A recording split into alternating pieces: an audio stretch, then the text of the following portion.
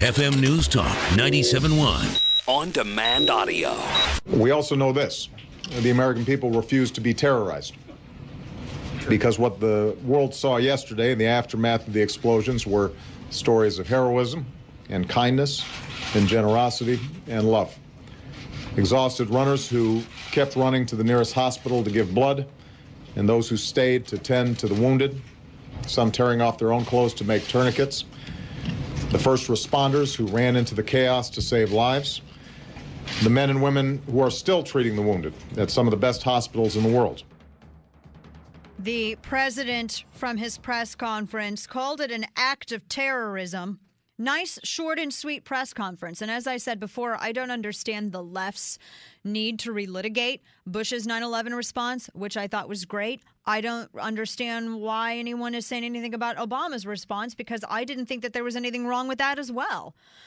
It was short. It was steely. This is the time that you want your president to be cool. I don't want my president to be a hysterical, emotional wreck up there behind the podium. They need to exercise extreme caution. Called it terrorism. It's more than he did with Fort Hood. Bringing on Stephen Yates for the second time this week. Bless his heart, he's doing double duty this week, and I'm sure he's as well as much in demand with D.C. International Advisory.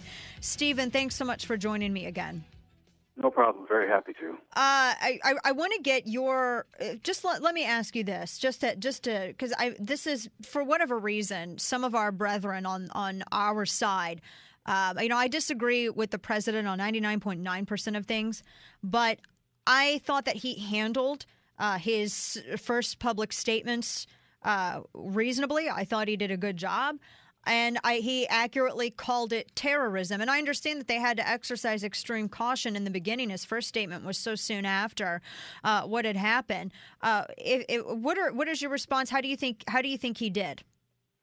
Well, I think in general, it's much, much more important for all of us to judge presidents of any stripe by what they do more than what they say. And I think that's something that's going to be out there for longer interpretation, and probably have a lot more to say about this president's approach to terrorism generally. But in this instance, I think, his statements were pretty by the book in terms of what a president's going to say. It did strike me that his initial statement avoided the word terrorism, which was odd. It was included in later statements because it was just patently obvious that when you have an explosion that removes limbs from a number of innocent civilians, no matter who did it or why they did it, it's terrorism. True. But that's now, I think, bygones. Now on to what are we going to do about this, and what are we as a society prepared to accept in terms of foreign policy risk, domestic security, sacrifices of liberty, things like that. I think that's just a very sensitive topic that we're going to have to face, that other politicians have avoided for some time. Yeah, absolutely. And this as well. I mean, you were there. You advised Vice President Dick Cheney when all of this happened with 9/11. You worked with the Bush administration. So you've sort of been through this before already. When you hear the details about how this, it was a pressure cooker bomb and it was concealed in a backpack, so on and so forth. Does this to you, and I want to be careful to not speculate, but at the same time, I've heard a lot of people, this is something, this sort of bomb capability or bomb manufacturing, this was something that apparently originated in Afghanistan. Initially, just to you, does this sound like a lone wolf? Do you think that this is perhaps related to a terror organization?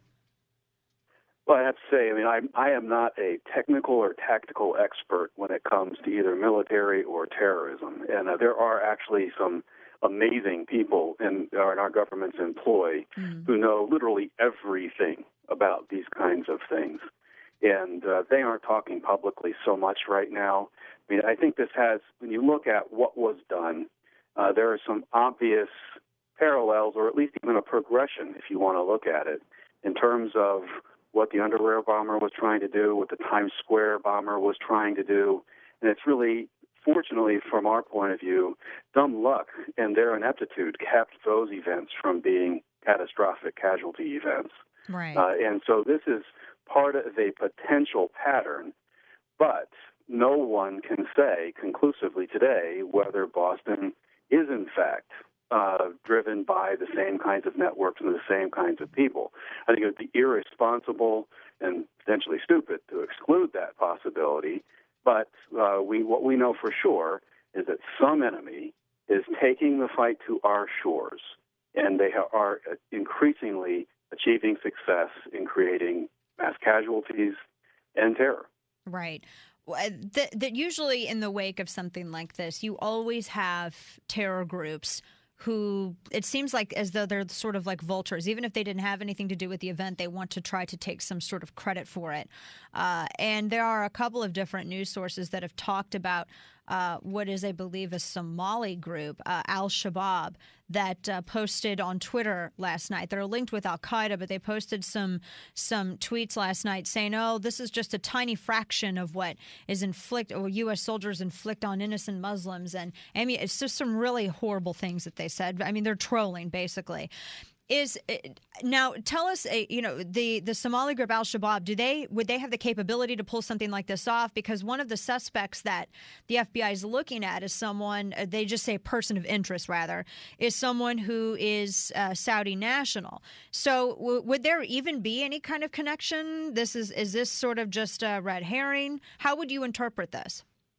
I wouldn't put it completely in a category of red herring, but we know from some recent operations that there are actors and individuals from Nigeria, other parts of northern Africa, that are very much tools in this broader network of trying to engage in attacks on the United States. I mean, so we know that there have been issues of people trying to transit Nigeria on the way to the United States to try to engage in terrorism.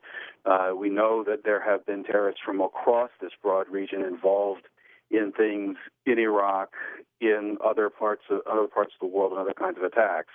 So it's not in the realm of the impossible. But the only things that we can know for absolute certainty is that an enemy has declared war on us, whether we like it or not, and whether we choose to respond or not. That the president's retreat from some of the tools that have been used to take the fight to them may potentially have consequences that we're experiencing now. It is also possible that there are people within our borders that are trying to engage in these kinds of activities. The Iranians had been alleged to have been trying to cross the border with Mexico and engage drug lords down there in trying to inflict terrorism at the U.S. Capitol. So we just have to know that our holiday from history in believing that the tides of war are receding is something we just can't afford to entertain. Yeah, absolutely. And this is definitely something. It makes you think. It's sort of, it's a reminder that you still need to practice situational awareness. People need to be aware. Although they did do a bomb sweep, apparently, of the finish line there at the Boston Marathon. And this, it's scary stuff indeed. It's a sad story to see.